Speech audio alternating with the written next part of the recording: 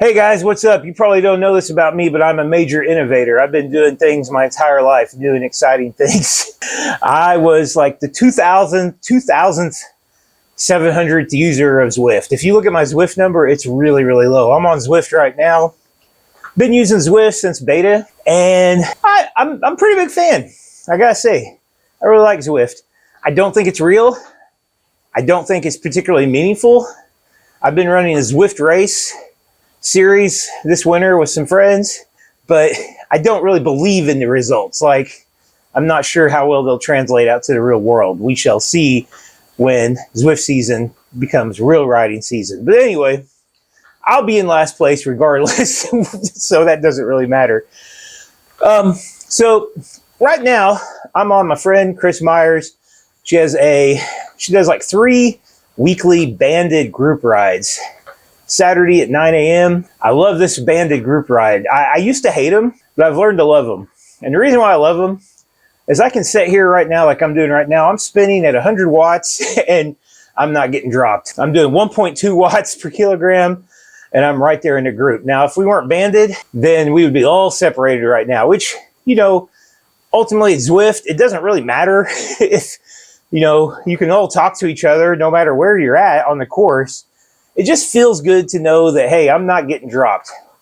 Now, if I want to drop people, I can't, but that's not a bad thing either. So if I want to do some sprints, whatever. So these banded rides, they've been really growing on me. I know a lot of, you know, people, I won't name names like Sean Hargis. They hate banded rides, won't do them. And I've noticed that a lot of the stronger riders tend to hate them. You know, they want that ability to be able to drop riders and they want their results. Because, I mean, banded rides probably do mess with your results. Like I would say that I get pretty close to what I would get if I was riding solo. But guys like some of those other guys would probably get quite a few more miles if they were riding, you know, solo or with a group that's not banded. And, you know, I could see that. So, anyway, today, the topic I really want to talk about is weight on Zwift. Like I said, I'm an innovator. I've been on Zwift for a long time. 2,700. I was a beta tester. I'm like the 2,000th user of Zwift, 2,700 something. My Zwift number is really low. And when I first started using Zwift as a beta tester, I did not realize that you were supposed to put your weight in. Like, I thought that everybody just had the same weight. Because I thought to myself, how in the world, because obviously I know weight's important for cycling, but I thought everybody will just put in whatever weight they want. So it's going to be pretty meaningless. So I just assumed that they wouldn't use weight. And that's a bad assumption, a horrible assumption, because when you think about it, it basically totally breaks the game. A small woman, a small child that weighs, or a small man, 120 pounds and has toothpick legs is probably not going to be able to sit around and ride at an FTP of 350. And yet there's a lot of people on Zwift that weigh very little that can ride at pretty huge FTPs. There's probably a lot of Pro Tour riders on Zwift if they just weren't only on Zwift, you know? So anyway, when I first started, I was getting KOMs all the time on Zwift on the Jarvis Island. You know, that hill, I think the first time I rode it, I got a KOM. I'm like, wow. So talking about rider weight and cycling, you know, I've always been heavier. You know, you just naturally just assume that's why you suck if you aren't very good. And the truth about it is that's probably not why you're not good. I mean, it's definitely not helping, but I've found out over the last several years riding Zwift, my FTP, which is somewhere between 230 and 250 most of the time, depending on how I feel, maybe a little bit higher if I'm feeling really good. My FTP is just not very good. So I'm oftentimes competing against guys that have FTP 20 to 50 points higher than me, 50 pounds lighter than me. If you've followed any like Trainer Road and stuff, they're pretty big on carbs. Carbs are pretty big right now. And it just seems like the general advice you can get here is that for most cyclists, if you're trying to lose weight, don't worry so much about losing weight, but instead worry about building power, and weight will happen on its own. Well, that has not worked for me. And there's probably a lot of reasons about my individual person, physiology that's why. But also too, I've been training and riding hard on Zwift all winter, and my FTP has come down. My fastest, my best efforts were some of the first, rides I did on Zwift. I don't know if that's because I'm fatigued. I don't know if it's because, I don't know. I had more enthusiasm in those first few rides. But here's an interesting thing. One of my strongest race results of the 2024-25 indoor cycling season was in very late December. We did a group race for Soil Zwifters. And as a joke, in my race series, I had kind of been throwing out the idea that you could weight dope and there would be a penalty for it. Because I thought it'd be a lot more fun if instead of those of us who are just not strong riders could compete by just dropping our weight. There's a lot of ramifications to that. Like, it messes up your Zwift experience if you're trying to race other races legitimately, and all of a sudden your watts per kilogram are way too high, and then you're in the B group when you're supposed to be in the D group or something. Happened to me.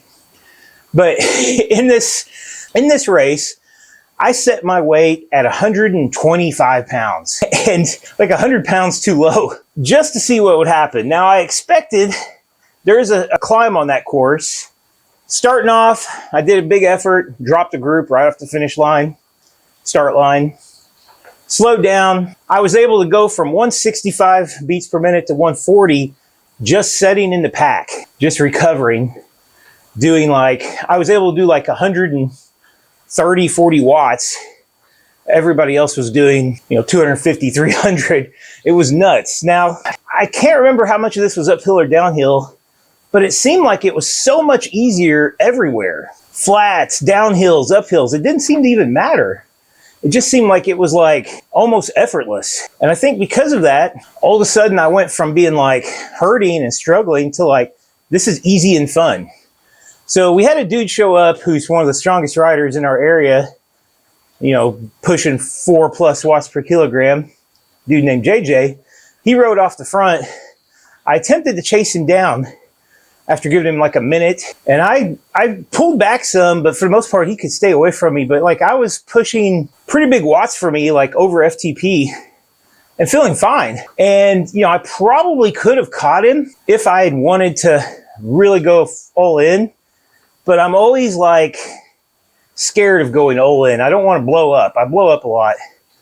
So I kind of settled back down, went to the group, and then I found I could easily just ride away from the group. Now, you're probably thinking to yourself, well, Golson, yeah, you're 100 pounds lighter. But I've raced with, I've rode with very light guys, very light women, and they're all better than me. But usually it's not until the road starts to go up that they just ride off and leave me. So I've always kind of believed that on the flats and the downhills, weight has very little consequence.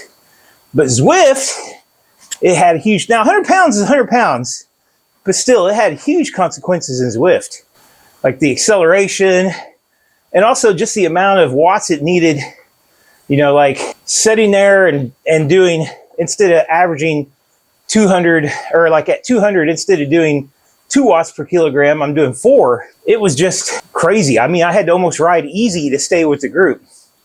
So I've never done that since, but the weird, crazy thing was that was my best race power, despite the fact that several times I backed it off on purpose. Now, I didn't beat anybody in the sprint. I kind of backed off. I sort of pretended like I was going to sprint them, but I thought that'd be wrong, and I backed off. Now, one rider, Austin, did kind of get screwed because he was, obviously he would have beat me. He was 10 seconds back or something. So anyway, long story short, I don't know how accurate that is in the real world, but 100 pounds is a totally different body. If I suddenly lost 100 pounds right now, I would, I don't know. I don't think my body could even, without being in the hospital malnourished, I don't think my body could be 100 pounds lighter. In fact, I know from measurements and stuff that I couldn't be at my current muscle mass could be anywhere close to 100 pounds lighter. So very interesting, but yeah, so weight doping on Zwift. I'm sure a lot of people do it. I mean, I've been weight doping pretty much the whole time I've been on Zwift. This year has been the first year I've experimented with being a lot closer to my regular weight, playing around, trying to get a number that keeps Zwift fun, but also feels right to me.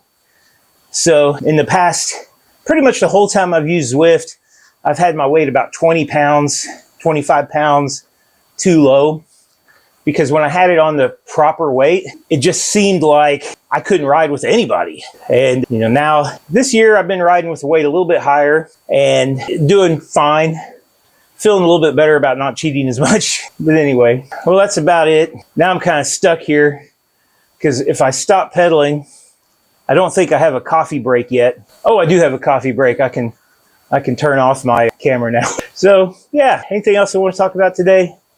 I think that's it. I have more videos coming soon because I have some health stuff I want to make a video about. Kind of the holy grail. I'm hoping to find some important stuff out soon. See you later.